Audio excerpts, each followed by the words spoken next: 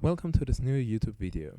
Today I'm going to show you how to program a reactive app in Java. So today we're going to create a task list app using ReactJ. For those who don't know, a reactive app is an app where the UI and the model of the app is tightly bound so that the changes in the UI are directly reflected in the objects and vice versa, that the objects, when you do a change to them in a programmatical way, that they are automatically displayed on the GUI because the GUI reacts to the changes of the object. Disclaimer: as I am the developer of ReactJ, there might be a personal bias about the library. And these are the tools and software we're gonna use today. The first thing we need is a valid Java installation above or equal to version 8. As an IDE, I will use IntelliJ. But I also will use Eclipse to design the UI, as I think the window designer of Eclipse is way better. But that said, you can also use any editor you like, or you can write it by hand. The last thing you need is a build tool. You can decide between Maven and Gradle, even though I will use Gradle in this tutorial. Additionally, you can, as I will do, use Git to publish your project. But that's not necessary, and I will do it so you have access to the code and can read it afterwards, or copy it, or do whatever you want. With that out of the way, let's start. The first thing we're gonna do is check out my online resources. This is my Artifactory where all production-ready libraries are being stored. So here you can see under artifacts, here you can see my backed collections API. You can also find ReactJ. Then there are the 2 Git repositories for each of the dependencies, because all of my projects are open source. Feel free to open issues and contribute to them. So here you're gonna see the release, the latest, and also the GitHub packages. I think I did not refresh this. Yeah, because here you see I have also a bit of description and also a small example. So feel free to play around with it. And also for backed collections, there is a bit more info. There are badges. I have, like, you see what's the latest version. But if you don't know what's the latest version, like here, for example, you can't actually use the Git packages, but that's not my fault, because Git packages is kind of broken and you can't use the packages that are published. So we're gonna use artifacts. So these are the free web resources. If you have any further questions, you can open issues, whatever necessary. So without further ado, let's start. At first, we're gonna create a folder for the project. In my code, as I use Gradle, I'm gonna initialize the project with Gradle in it, but you can use like your POM file or whatever you want like to.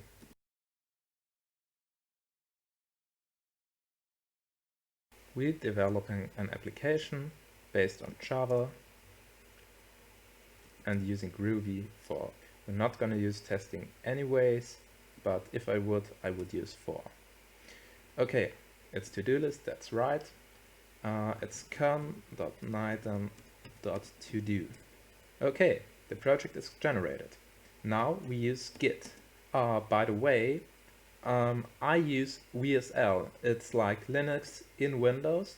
So if you don't have WSL, it's not a problem. It's not a requirement for this project. I just use it as a bash, but you can use Windows command line or any graphical tool like Git Kraken.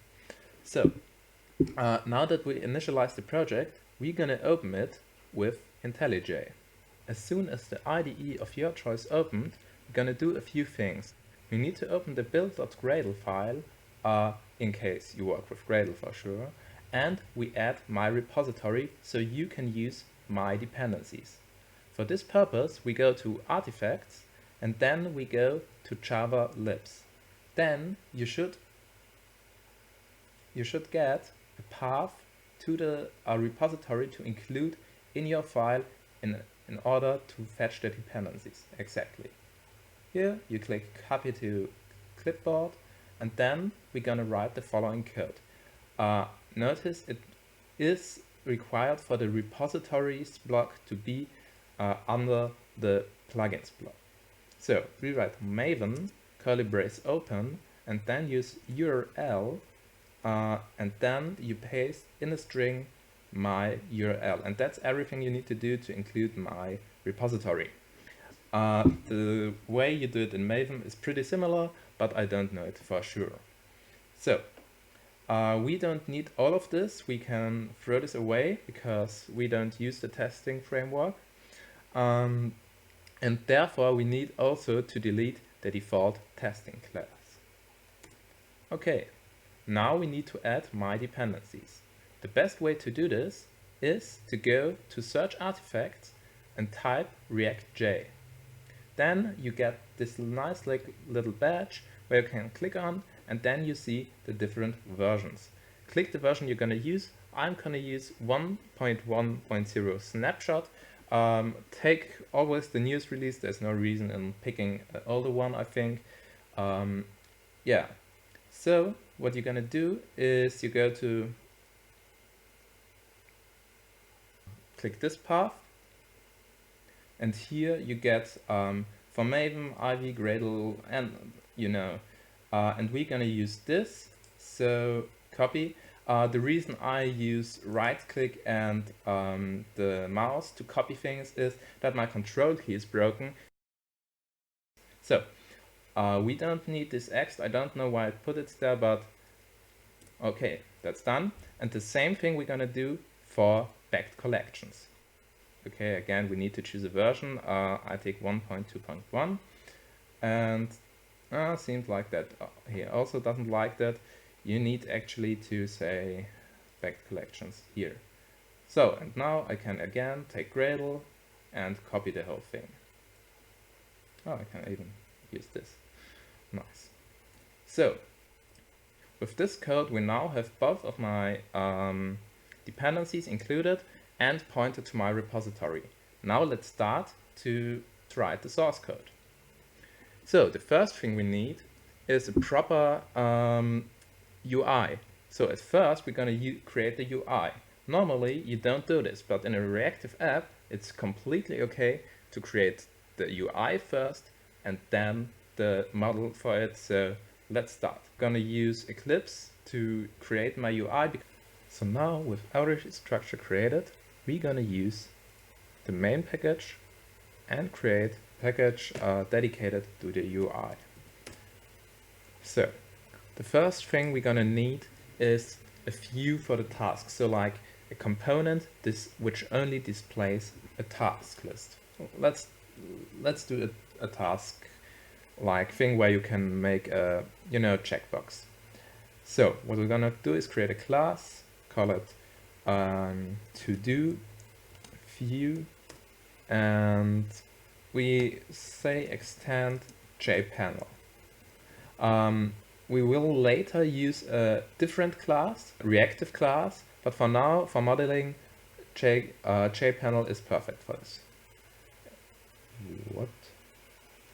Oh, extends. You see, I'm a true professional in Java. I don't even know that this extends. So now we're gonna not do anything. We're gonna use the designer, which takes ages to open, but yeah.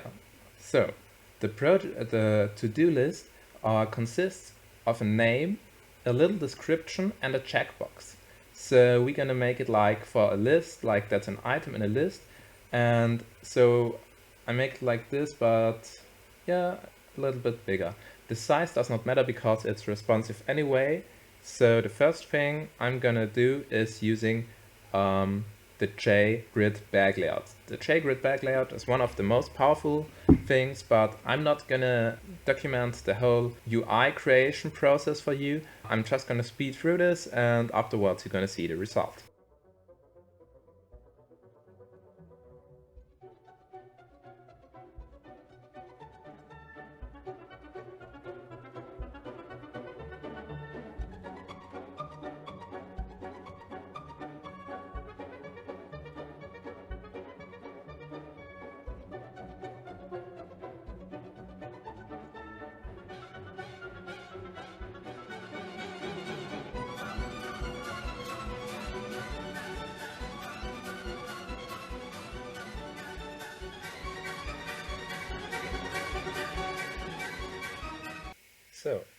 now that the UI is created in Eclipse, we're gonna switch back to IntelliJ to implement everything.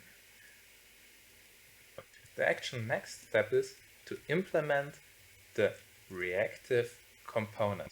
Then your IDE is most likely to remind you need to implement the method createBindings and register listeners. This is the part which makes your component reactive with an object. So, what we're gonna do? Let's see what a reactive binder is capable of. And we see it has bind methods, a bindIdit method, and a react method. What do these functions do? In order to bind a component from here to a property of an object, we're gonna use these bind methods. BindIdit is the bind method which does dual way editing. Like if the object changes, the UI changes, and if the UI changes, the object changes. The other way, the bind methods only updates the UI if the object changes, but not the other way around. So we actually want the checkbox and the name label to update with the model, so not in dual way, but the editor pane for sure is for editing, so we need to bind both ways. So how does it exactly work? Well, at first, we can't access the UI components at the moment, so we take a brief step back and we're gonna externalize all of them. In the UI editor, it's done this way, but you can easily do this manually. I'm just lazy, so yeah. Done, hopefully. Oh, I need to save. So now we can say reactive binder.bind, and then he's taking two arguments, a view and a display function. The view is the name of the property. So in our case, the property is named done.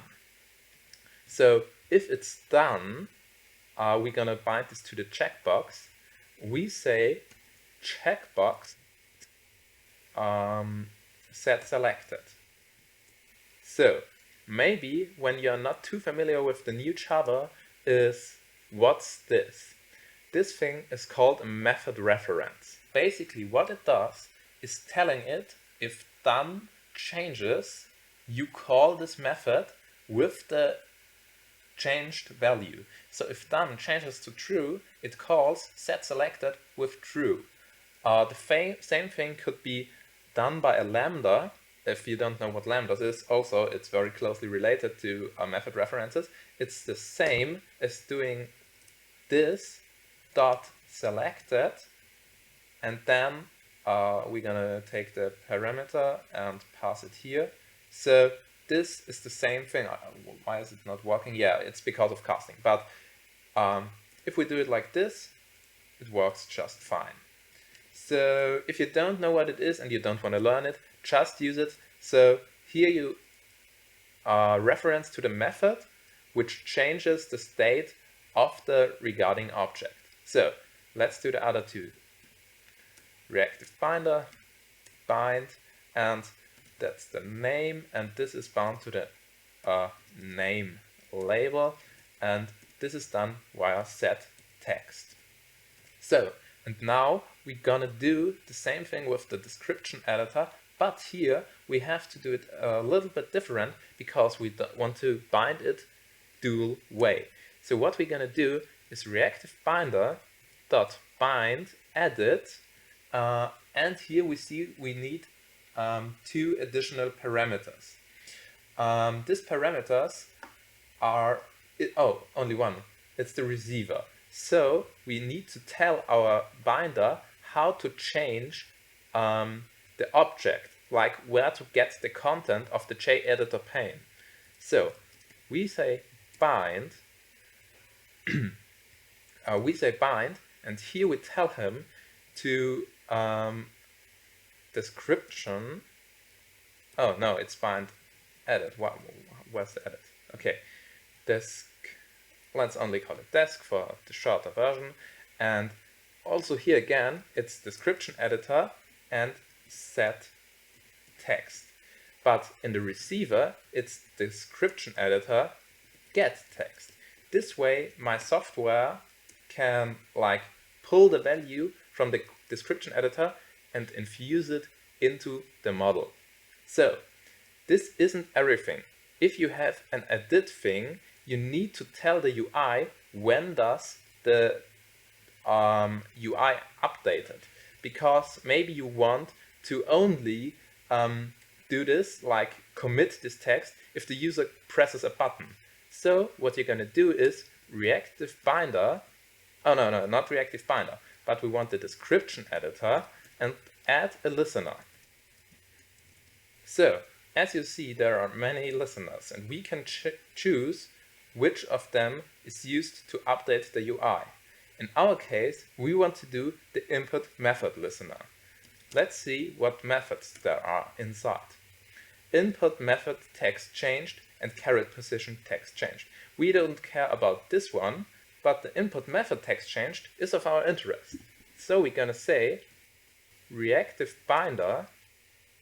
Okay.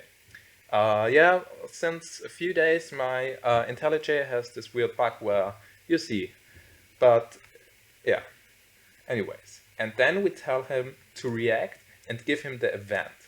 That's everything necessary. Nothing more has to be done.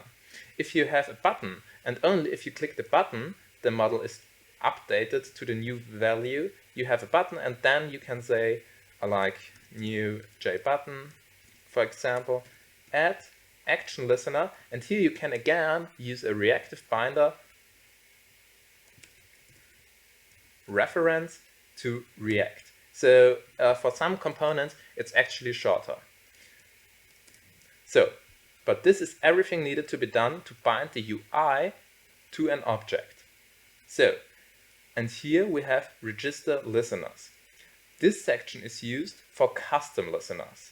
So we don't use them now. Actually, I forgot to add the, yeah, we come back here later. We don't use register listeners for now, or don't at all. Okay, now we have a to-do view. What to do next? Well, we needed to do object, so we create new Java class. It's a to-do task. And this to-do task needs to extend Reactive Object. Actually, you don't need to extend it. You can also use it as a property, but extending it makes it a little bit more straightforward. But if you require to extend from a different class, you can use an external Reactive Object. So, what we're gonna do here is private, like we had a string, this is name, we had a private string that is the description and we called it desk, and we had a private boolean done. Okay, and now there's the important task at the side of the model. If your UI does not update if the task updates, this is most likely because you forgot to add setters. So, setters. So we're gonna create all the setters for all of them, and every time a value is changed, you have to call react. You don't have to specify anything, you just have to say react. The reason for that is that in Java it is not possible to listen to changes to properties as they are handled internally by the GDK. But this way is very short, it's not a lot of code that's added, it's just a React call. So, we have the setters, and because it's most likely useful, we also generate getters. When we create a constructor, we want to also pass the name and the description at the same time.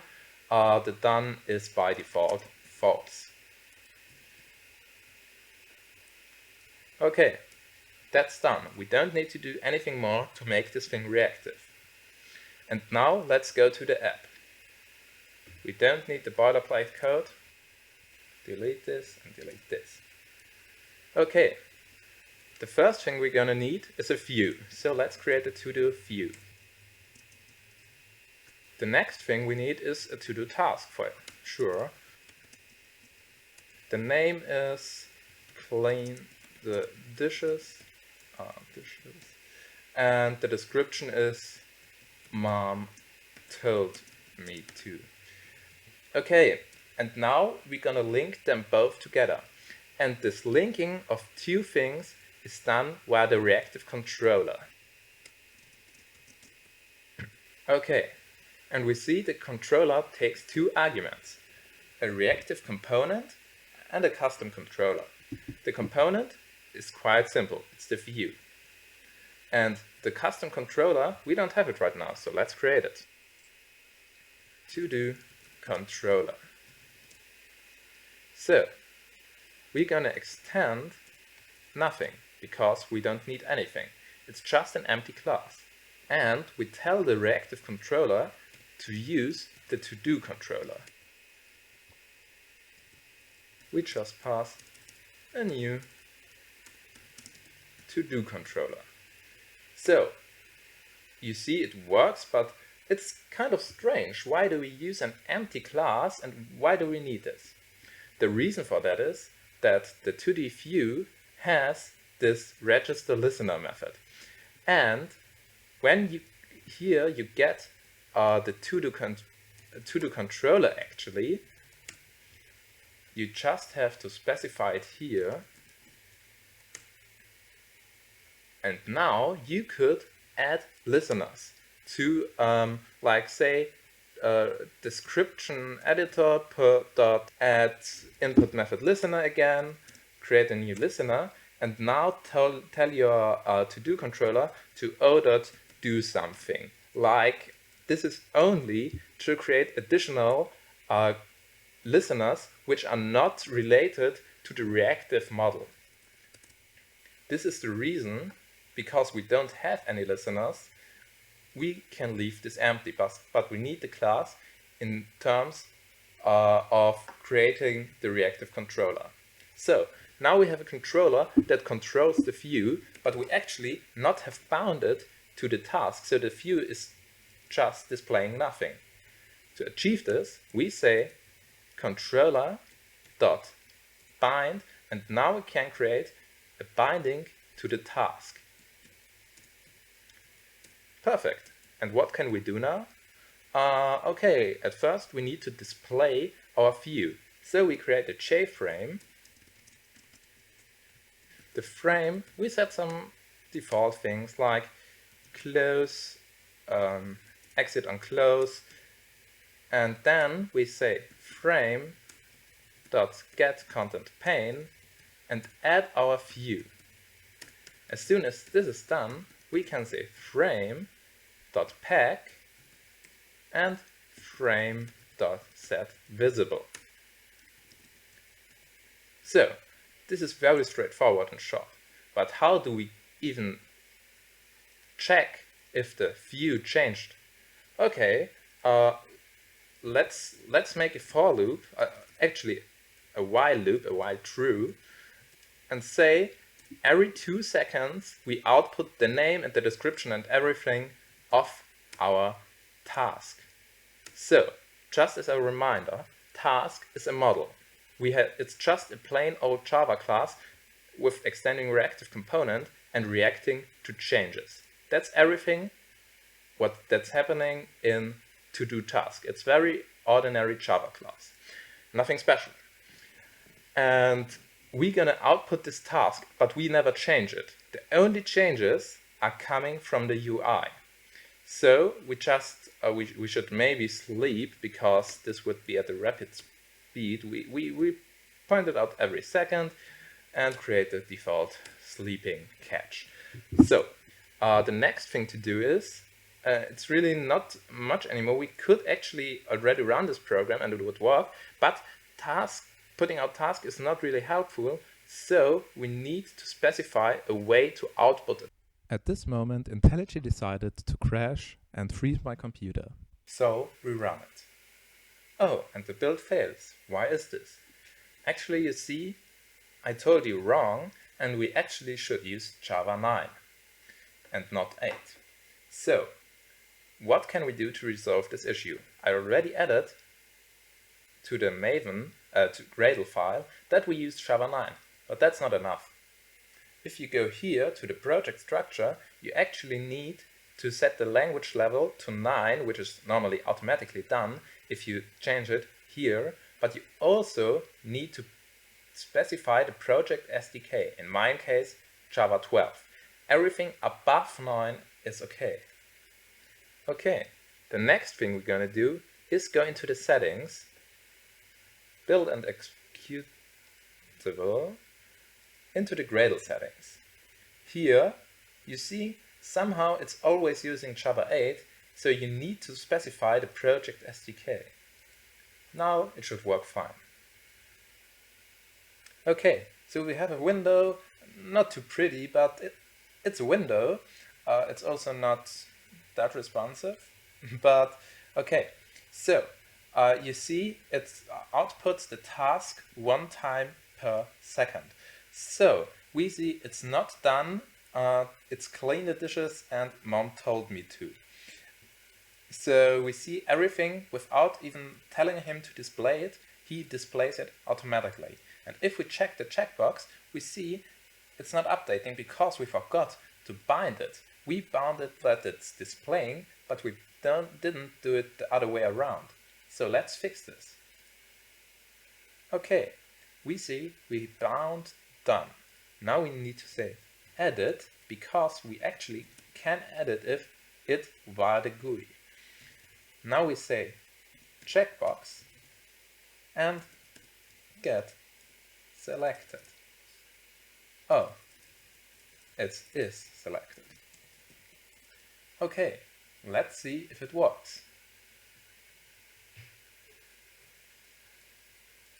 And if we now check it, it's still not updating. What's happening?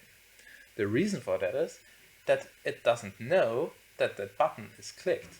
So we need to tell it, okay, if checkbox is clicked, then we tell the binder to react. Let's try it again. So, okay, maybe not full screen. So, and if we now tick the box, we see it changed to true. And this isn't the values from the UI, this is the actual value from the object. Because, as you see, we are just printing the task. And you see in the UI, there's no reference whatsoever to the object itself. You can even exchange the binding to many objects. So you can bind 5 to the views to the UI, or the other way around. You can bind 1 object to many UIs. Eventually, let's do it. So, what we're going to do is copy the view initialization and call it view2. Now, we add this to the UI too. Let's see what happens. Actually, nothing will happen because we were too stupid, most likely me, I was too stupid, to bind it. So, if we create a view, we need a controller for the view. So each view, each reactive view needs a reactive controller. So let's do it, paste, and then we say controller bind our task. So they are both bound to the same task, but they are not bound to the same view. So it's controller 2 actually, and view 2. Okay. Now, if we make it big enough, we see that the second view is not displayed. This is more likely bad than good. So, why is this? Why can't we see the second view? We add both views. Maybe we need to add a layout.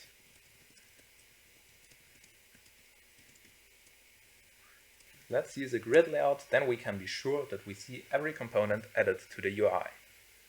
you see we have both components now on the screen.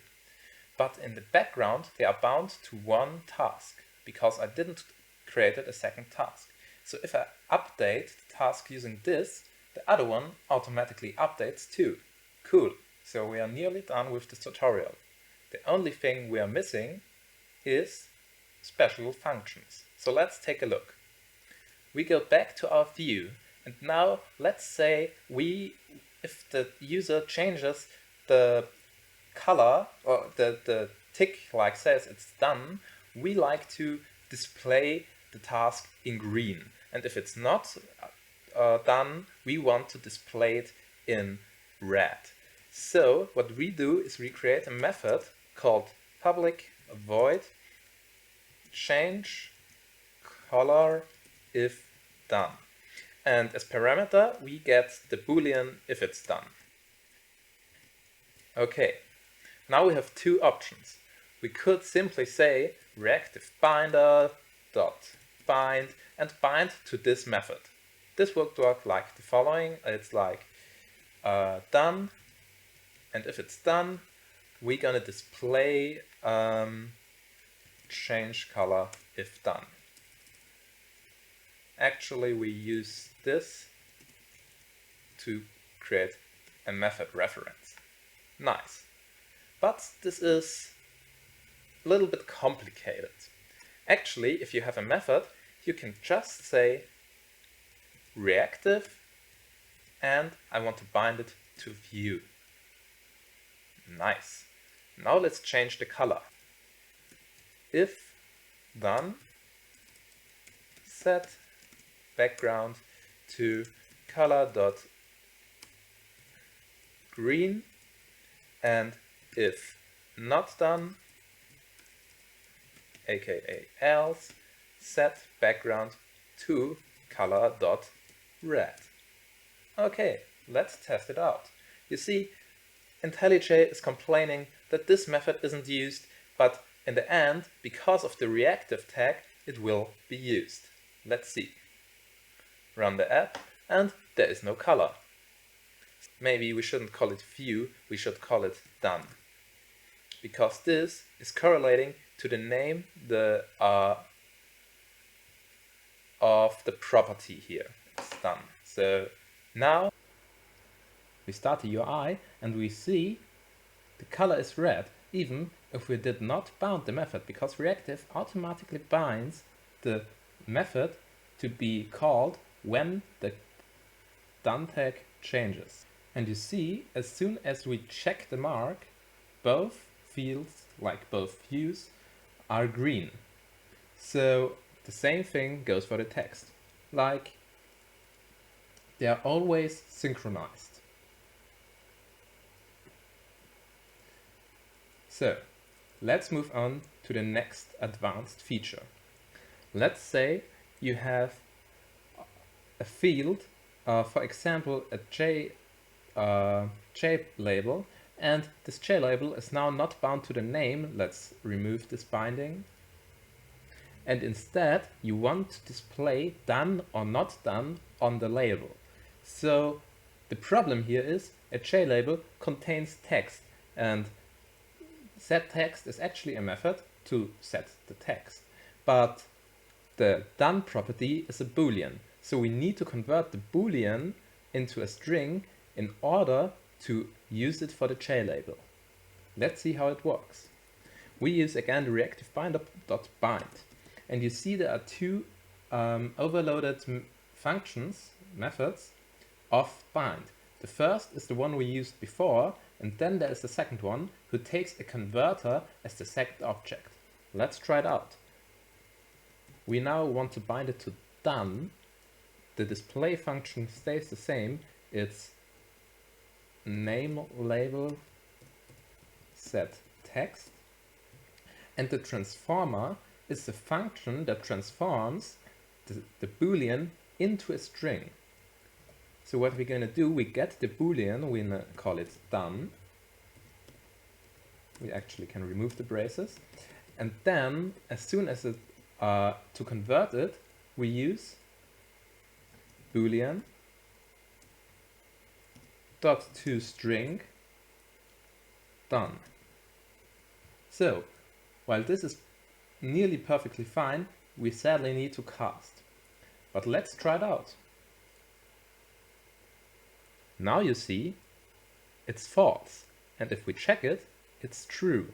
So you see all components that refer to the done field update, or they don't.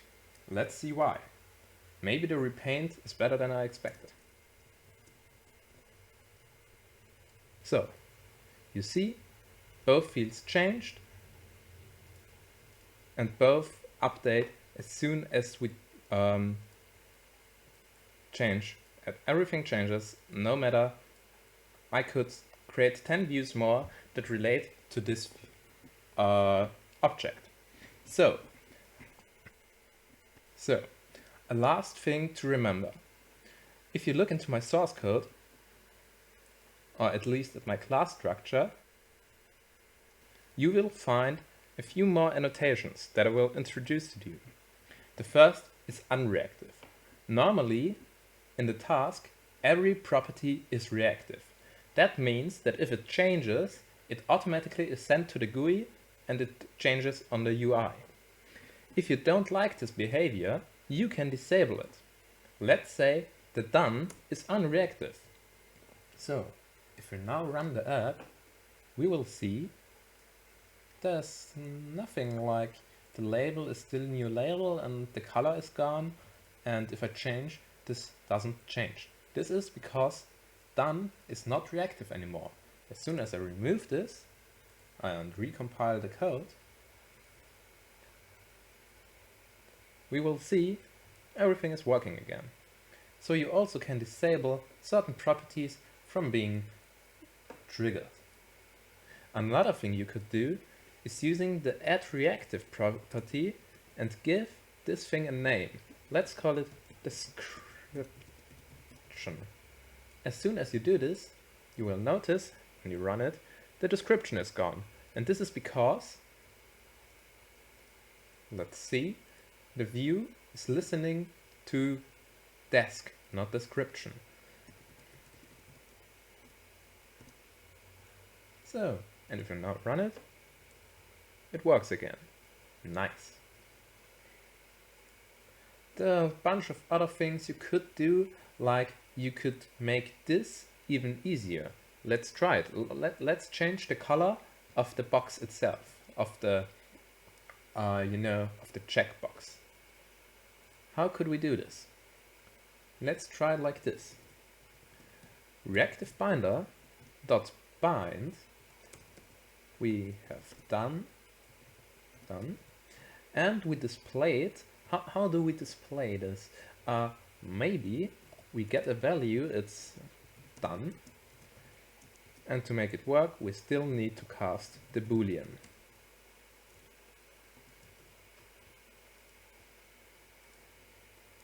Let's see.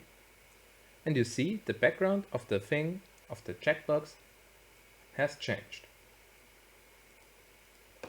So what we did here is converted the boolean to a color, because you see, you don't actually need this method down here. This is enough. But let's try it another way.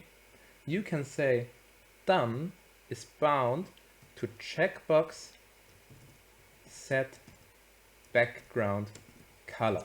So now you're wondering, how would you set a boolean into a background? That makes no sense. And you're right, this makes no sense. But we can apply a converter that turns the color, the boolean, into a color using the operator we used before. We still need to cast though. And now we can say, okay, if the boolean is true, then we return color.green. If it's not true, we return color.red. So what this does is, if done is changed, it is used in this converter to convert the boolean into a color. And this color is then used to set the background. This way you can simply exchange this method by any method you want. You can also use description editor. Let's try it out. And you see the description editor is now red too. Yeah, and both of them are changing. It seems that if you mark something in an editor, it locks its state so it does not repaint. So yeah, you see you have many ways to utilize the bind method because it's very versatile. With that out of the way, we are done. You see what this library is capable of and what you can achieve with very little code. That being said, you also can use this library for any reactive application. You're not limited to UIs. You can do the same thing with a CLI with ease. You're not bound to an UI even. You can also use this to simply synchronize two objects. So the most obvious use case is a Swing UI or a Java FX UI, for example, but you can, in theory, use it for anything that has to be reactive. Reactive means basically it does not have to do with UI. Reactive means that two things or many things react to each other, and this is what the bind method basically does. So I hope you found this informative and you can take some value out of it, because you see it's very versatile, but the code is not too big, and if you want contribute to the project, open issues, I'm looking forward to develop this further. And with that out of the way, I'm out.